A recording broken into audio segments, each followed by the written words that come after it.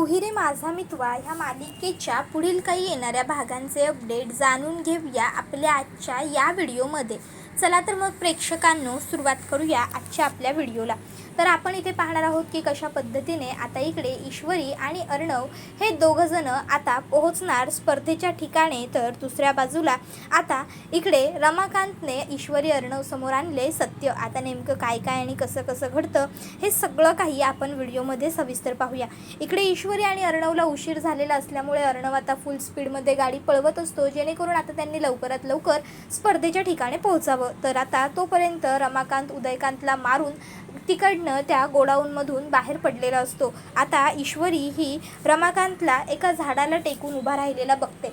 त्याबरोबर ती लगेचच अर्णवला म्हणते की अर्णव सर गाडी थांबवा, ते बघा तुमचे बाबा. अर्णव म्हणतो काय? त्यावर मग आता इशू म्हणते हो तुमचे बाबा आहेत तिथे. अर्णव सर म्हणतो मिस इंदौर व्हॉट्स रॉंग, काहीही काय बडबडतेस, ते इथे कसे असतील. त्याबरोबर इशू म्हणते अर्णव सर प्लीज थांबवा गाडी. त्यानंतर अर्णव गाडी थांबवतो. इशू आणि अर्णव गाडीतनं खाली उतरतात. इशू म्हणते बाबा आणि ती लगेचच आता रमाकांतला आधार देते. अर्णवला म्हणते अर्णव सर खरंच बाबा आहेत. त्याबरोबर अर्णवसुद्धा पटकन गाडीतून बाहेर आलेला असतो आणि स्वतःच्या वडिलांची एवढी वाईट अवस्था बघून त्यालाही वाईट वाटतं. तो सुद्धा रमाकांतला आधार देतो आणि त्यानंतर इशू आणि अर्णव त्याला पाणी वगैरे पाजतात आणि मग विचारू लागतात की काय झालं, ही अवस्था तुमची कोणी केली, तुम्ही कुठे गेला होतात, काय घडलं तुमच्याबरोबर. त्यावेळी मग रमाकांत आता सांगू लागतो की हे सगळं काही त्या वल्लरीमुळे झालेलं आहे. त्यावेळी मग आता अर्णव आणि ईश्वरीला आश्चर्य वाटतं, वल्लरीमुळे झालं म्हणजे नेमकं काय घडलं. त्यावेळी रमाकांत म्हणतो सांगतो, सगळं सांगतो आणि मग तो सुरुवातीपासून सांगायला सुरुवात करतो. तो म्हणत असतो की वल्लरीने आणि उदयकांतने मिळून संगमत करून मला डांबून ठेवलं होतं. 20 वर्षांपूर्वी जे काही घडलं होतं ईश्वरीच्या आईच्या आणि माझ्या बाबतीत, चिंटू तुझ्या आईच्या मृत्यूच्या मागचं जे कारण होतं त्या सगळ्याला जो दोषी मी किंवा ईश्वरीची आई नसून ती वल्लरी आणि उदयकांत होते. ही गोष्ट मला समजली. वल्लरीचं वागणं मला जरा संशयास्पद वाटू लागलं, विचित्र जाणवू लागलं. म्हणून मी वल्लरीचा पाठलाग केला, वल्लरीवर बारीक लक्ष ठेवलं. तर तेव्हा मला असं कळालं की या सगळ्याच्या मागे वल्लरीच आहे. आणि म्हणून मग वल्लरीला जेव्हा समजलं की मी तुला सगळं सांगेन तेव्हा वल्लरीने मला डांबून ठेवलं उदयकांच्या मदतीने आणि ते लोक मला मारून टाकणार होते. पण कसा बसा मी पळून इकडपर्यंत आलोय. त्याबरोबर हे ऐकून आता अर्णवला खूप मोठा धक्काच बसलेला असतो. अर्णव म्हणतो काय मामी, हे नाही खोटं आहे हे सगळं, माझी मामी असं काहीतरी वागूच शकत नाही. त्याबरोबर ईश्वरी म्हणते अहो तुम्ही शांत व्हा. अर्णव म्हणतो अगं काय बोलतेस मी सुंदर, तू शांत हो. मामीने लहानाचं मोठं केलं आहे आम्हाला. मामीने माझ्या शिक्षणासाठी तिचं स्वतःचे दागिने मोडून दिले होते. तिने आकाशला परदेशात शिकायला न पाठवता मला परदेशात शिकायला पाठवलं. का तर मी तिच्या नंदेचा मुलगा आहे. माझ्या मनात कधीच असं यायला नको की मामीने मला चांगलं सांभाळलं नाही, मामीने माझ्यामध्ये आणि आकाशमध्ये फरक केला म्हणून तिने मला शिकायला पाठवलं आणि आकाशला मात्र तिने इथेच फॅशन डिझायनिंग करून दिलं.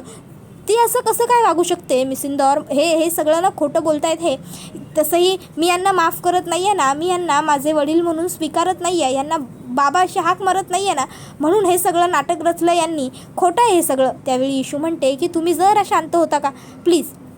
बाबा तुम्ही या गाडीत बसा. अर्णव म्हणतो की नाही हे अजिबात मला नको आहेत आपल्याबरोबर. ईश्वरी म्हणते तुम्ही गप्प बसताय का जरा प्लीज. मग अर्णव गप्प बसतो. ईश्वरी रमाकांतला गाडीत घेते आणि त्यानंतर मग आता ती म्हणत असते बाबा तुम्ही आत्ता पुन्हा कुठेतरी दुसरीकडे जाणं किंवा राहणं तुमच्यासाठी धोक्याचं ठरेल. आतापर्यंत त्या उदयकांतने आणि वल्लरी मामींनी तुमच्या शोधावरती माणसांना पाठवलं सुद्धा असेल. अर्णव सर. त्यावर अर्णव म्हणतो काय अर्णव सर, मिस इंदौर मामीने काहीही केलेलं नाही आहे, मला खात्री आहे. इशू म्हणते ठीक आहे पण आत्तापुरतं मी म्हणते तसंच तुम्ही करा, कळलं का तुम्हाला. अर्णव म्हणतो काय करायचं आहे. इशू म्हणते आपला जो हायवेजवळचा फ्लॅट आहे ना त्या फ्लॅटवरती गाडी घ्या. अर्णव म्हणतो काय. त्यावर इशू म्हणते हो आपल्या फ्लॅटवरती गाडी घ्या. मग अर्णव आता हायवेजवळ त्यांचा जो फ्लॅट असतो तिकडे गाडी घेतो. आता तिथे गाडी घेतल्याच्यानंतर इशू म्हणते की बाबांना आपण इथेच ठेवायचं. अर्णव म्हणतो पण का? त्यावर ईश्वरी म्हणते तुमचा विश्वास नाही आहे ना वल्लरी मामी असं काही करू शकतील याच्यावर, पण माझी खात्री आहे की वल्लरी मामींनी बाबांनी जे काही सांगितलं आहे ना ते सगळं नक्की केलेलं असणार. पण आता सध्या आपल्याला स्पर्धेला पोहोचण्याची घाई आहे, त्यामुळे आपण सध्या तरी इथे नाही थांबू शकत. म्हणून आपण सध्या स्पर्धेला जाऊया, आपली कंपनी वाचवूया आणि त्याच्यानंतर मग वल्लरी मामींचं काय करायचं ते सविस्तर पाहू. ठीक आहे, तुम्हाला बाबांच्या बोलण्यावरती विश्वास नाही आहे ना, माझी काही हरकत नाही आहे किंवा माझी अशी जबरदस्तीसुद्धा नाही आहे की तुम्ही बाबांच्या बोलण्यावर विश्वास ठेवावा. पण माझी एक अट आहे. त्यावर अर्णव म्हणतो अट काय? त्यावर इशू म्हणत असते माझी अशी अट आहे की बाबांनी जे काही सांगितलं आहे त्याच्या आपण शहानिशा करून घ्यायची. जर बाबा बोलले त्यातलं काही जरी खरं निघालं तर मात्र वल्लरी मामींना आपण सोडायचं नाही. तुम्ही स्वतःच्या हातांनी वल्लरी मामींना त्यांच्या गुन्ह्याची शिक्षा देणार. त्यावर अर्णव म्हणतो ठीक आहे, तू म्हणशील तसं मिसिंदर, कारण माझा या माणसावर बिलकुल काडी मात्रसुद्धा विश्वास नाही आहे. माझी पूर्ण खात्री आहे माझी मामी दोषी नाहीच आहे. त्याबरोबर ईश्वरी आता गणूबाप्पाला म्हणत असते गणूबाप्पा आता तूच अर्णव सरांना जेव्हा सत्य समजेल तेव्हा सांभाळून घे रे बाबा. अर्णव सरांना असं वाटतं आहे की त्यांची मामी खूप चांगली आहे, ती निर्दोष आहे, निष्पाप आहे. पण वल्लरी मामी किती नालायक आहेत हे फक्त आपल्यालाच माहिती आहे. आता काहीही झालं तरी अर्णव सरांसमोर लवकरात लवकर वल्लरी मामीचा खरा चेहरा आणण्याची जबाबदारी माझी. त्याबरोबर मग ईश्वरी रमाकांतला आता त्या फ्लॅटमध्ये सोडते आणि म्हणते बाबा तुम्ही इथेच राहा, इथेच आराम करा, काहीच काळजी करू नका.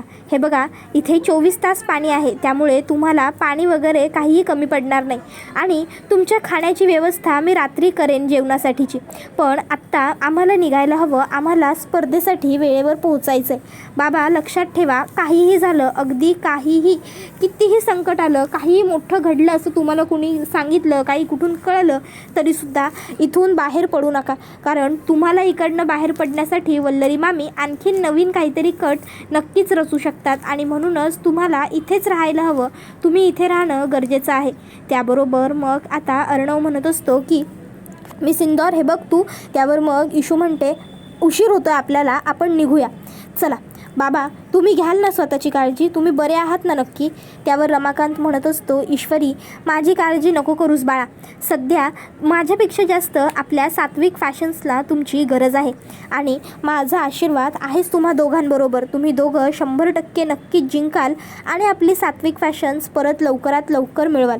एकदा का आपली कंपनी आपल्या ताब्यात आली ना की त्यानंतर मग मी तुम्हाला ईश्वरी त्या वल्लरीबद्दलचं सगळं सत्य सांगून टाकेन आणि मग एकदा का मी तुमच्यासमोर सत्याचा उलगडा केला की मग त्या वल्लरीचं काय करायचं ते तुमचं तुम्ही बघा. मी लवकरच तुम्हाला सगळं सत्य सांगून टाकेन ईश्वरी. त्यावेळी मग ईश्वरी होकारार्थी मान डोलावते. रमाकांत म्हणतो बरं चला आता तुम्ही दोघांनीही लवकरात लवकर निघा, उगाचच तुम्हाला तिकडे जायला उशीर व्हायला नको, जा. त्याबरोबर मग अर्णव ईश्वरीला ओरडतो आणि म्हणतो की मिसिंदर तू हे जे काही चालवलं आहेस ना हे सगळं मला बिलकुलच आवडलेलं नाही आहे. तुला काय वाटतं हे खरं बोलतायत का? हे सगळं खोटं आहे. त्यावर इशू अर्णवच्या हाताला धरते आणि म्हणते आपल्याला स्पर्धेला वेळेवर पोहोचायचं आहे, आपल्याला खूप उशीर होतो आहे, पुढचं सगळं नंतर बघू. त्याच्यानंतर मग इशू आणि अर्णव दोघंही जण स्पर्धेच्या ठिकाणी जायला निघालेले असतात. इशूच्या मनात एकूण एकच विचार असतो, तो म्हणजे अर्णव सरांना कसं पटवून द्यायचं वल्लरी मामींचं खोटारडेपणा, अर्णव सरांना कसं सांगायचं सगळं, कारण ते तर काही ऐकायला तयारच नाही आहेत. तर दुसऱ्या बाजूला जो इकडे रमाकांत असतो तो आता देवाकडे प्रार्थना करत असतो की ईश्वरी आणि अर्णव हे दोघंजण ह्या स्पर्धेमध्ये अव्वल येऊ देत, जिंकू देत. एकदा का ईश्वरी अर्णव ह्या स्पर्धेमध्ये जिंकले की मग त्यांना खूप मोठं बक्षिसाची रक्कम मिळेल. एकदा का त्यांना रक्कम मिळाली की मग ते सात्विक फॅशन्स माझ्या सात्विकाची आठवण पुन्हा सोडवतील.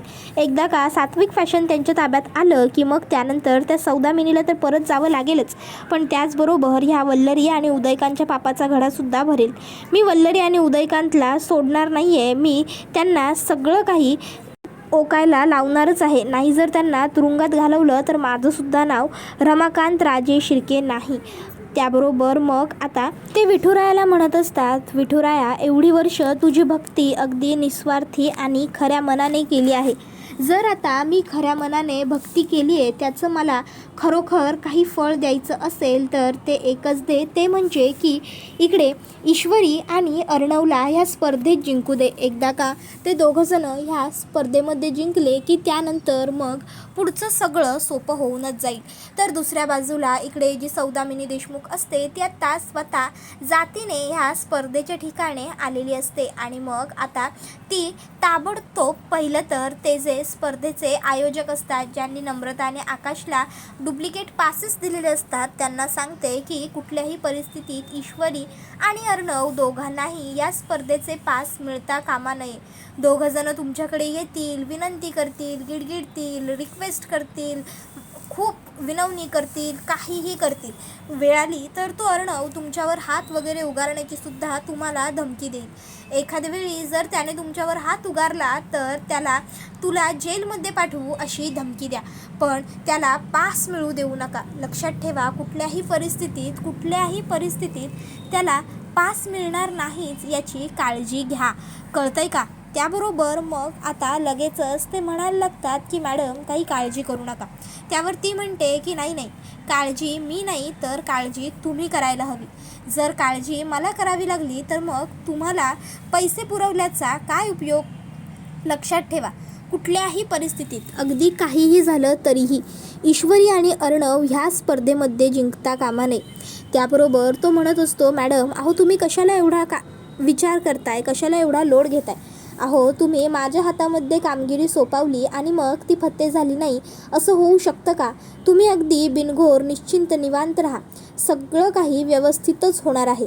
अहो मी त्या ईश्वरी आणि अर्णवला इकडे स्पर्धेच्या ठिकाणी फिरकूसुद्धा देणार नाही. काहीही झालं तरी त्यांचं जरी रजिस्ट्रेशन मंजूर केलेलं असलं तरी पास नसल्यामुळे त्यांना ह्या कार्यक्रमात पहिली गोष्ट तर एंट्रीच मिळणार नाही. जर एंट्रीच मिळणार नाही तर खेळ खेळूच शकणार नाही. जर खेळ खेळूच शकले नाही तर अर्थात त्यांना जिंकताच येणार नाही. तुम्ही अगदी बेफिकीर होऊन राहा, मी आहे ना. तुम्ही सगळं काही अगदी निवांत निश्चिंत माझ्यावरती सोपवा आणि मोकळा राहा.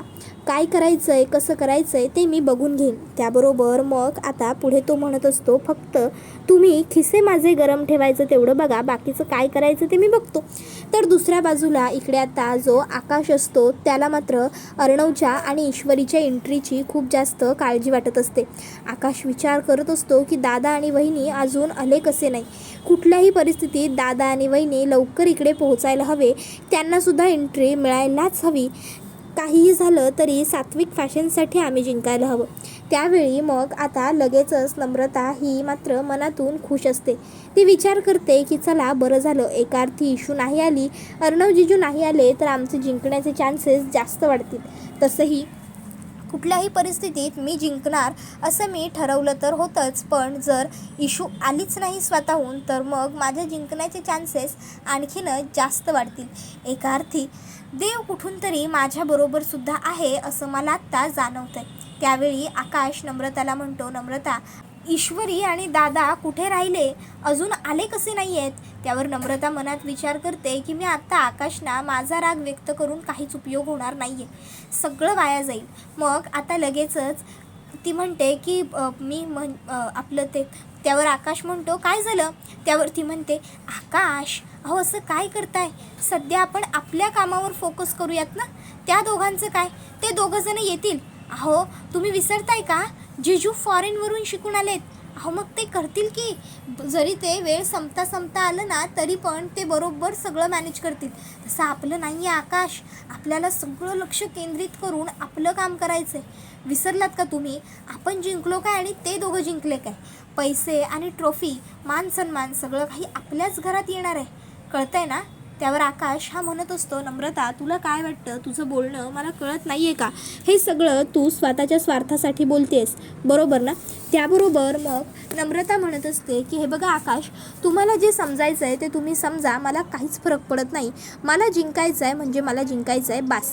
त्याबरोबर मग मात्र आता आकाश हा नम्रताला म्हणतो, हे बघ नम्रता तू. त्यावर नम्रता म्हणते, स्पर्धेची वेळ झालेली आहे आकाश, त्यामुळे आपण उगाचच इथे वाद घालत बसण्यापेक्षा लवकर तिकडे जाऊया.